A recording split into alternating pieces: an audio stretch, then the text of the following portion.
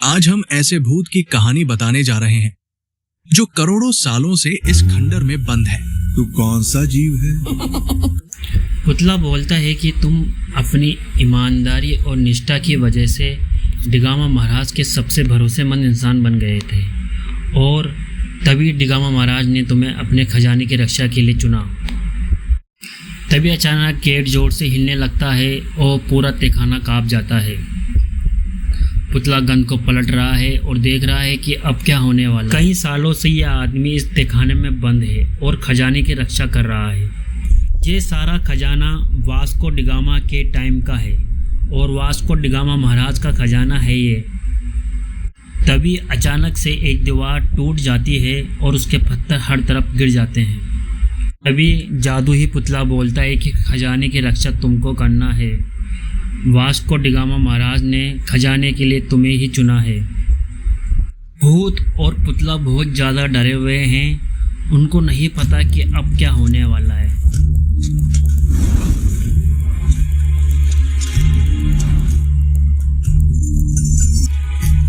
जो दरवाजा तोड़कर अंदर घुस गए।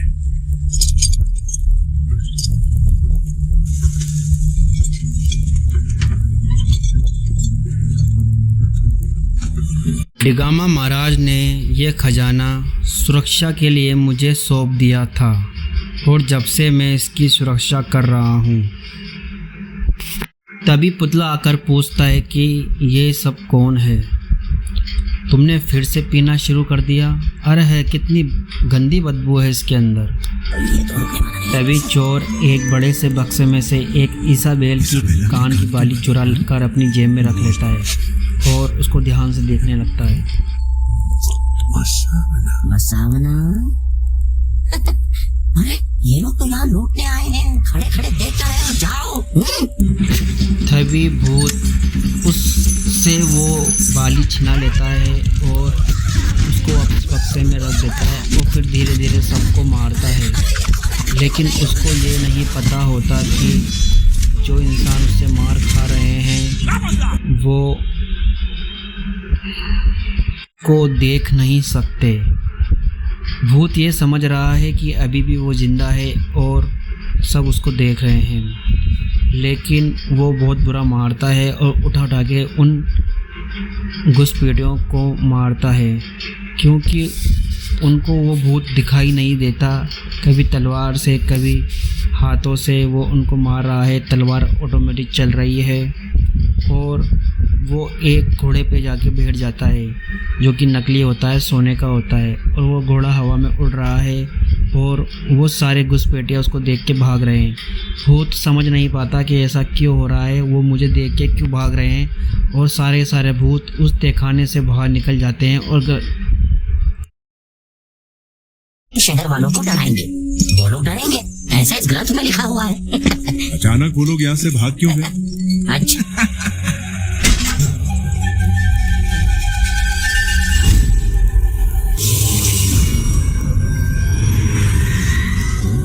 तभी भूत की आंखों में से एक आंसू जमीन पे गिरता है और वो आंसू ऐसे जलने लगता है जैसे कि कुछ बता रहा हो। फिर एंट्री होती है एक हेलीकॉप्टर की। अच्छा सुनो, park the car, wait for me. Sorry ma'am, ये सर्दी नेचर्स कॉली तो है। It's alright. तुमने इसे पहचाना ना, मिस्टर मेंडोसा? डिगामा देश का एक सबसे बड़ा आदमी अपने भारत इंडिया में सबसे बड़ा कसिनो बनाने जा रहा है, उसके लिए वो इंडिया में आ रहा है। तभी वो हेलीकॉप्टर से नीचे उतरता है और अपने कुछ मित्रों से मिलने उनके पास जाता है।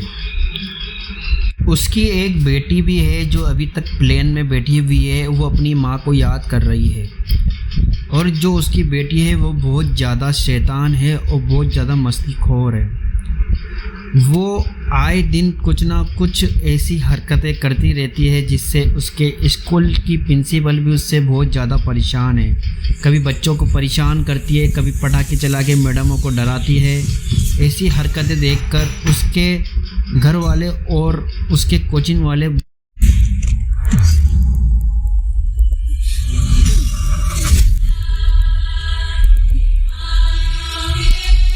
ऐसे ही वो धरती पर कदम रखती है, भूत और उस पुतले को पता पड़ जाता है कि उसकी जो खजाने की रखवाले हैं वो इस इंडिया में आ गए हैं।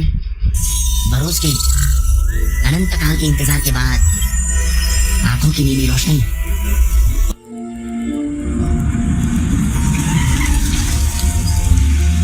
सभी गांव वाले उस कसिनो का विरोध कर रहे हैं जो यहाँ पर बनने वाला है।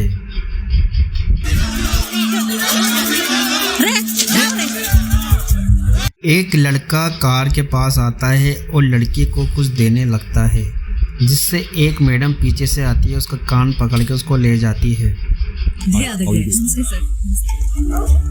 Thank you. एक हॉल के अंदर बड़ा टेलीकास्ट चल रहा है। लड़की बोर होने लगती है तो वो पुलिस वाले को कुछ गिफ्ट देके और एक सेल्फी लेकर वहाँ से निकल जाती है और उस महल के अंदर घूमने लगती है। और वहाँ पर मिलते हैं, वहाँ पर उसको ऐसे एक शख्स मिलते हैं जो पूरे महल को दिखाते हैं और उसके बारे में बताते हैं।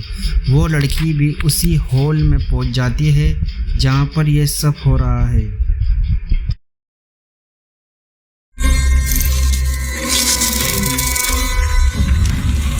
चंद्र पूर्णिमा हो।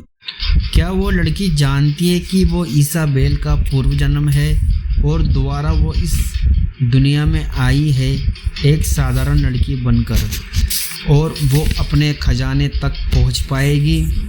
हमारे खजाने इसी महल में कहीं छुपा के रखा था। और इस भूत के बारे में एक मिथ प्रचलित था। नायकों से घबराकर उस दिन दिगामा यहाँ से चला गया और वो एक्चुअली अब ये शख्स सबको वासु डिगामा और कथाओं से भरा हुआ उस लड़की के बारे में बता रहा है। अचानक से वो उस बाली के बारे में भी बताता है जो इज़ाबेल ने पहनी हुई थी, और तभी उसकी नज़र very good. See, this is Digama's family portrait done by famous painter Michael Swiss. Here. अचानक उस आदमी की नज़र उस पेंटिंग में पड़ती है और तभी उसको पता लगता है कि ये लड़की तो बिल्कुल सेम टू सेम हमारे पास भी खड़ी हुई है। लेकिन तभी वो लड़की वहाँ से जा चुकी होती है। छोटा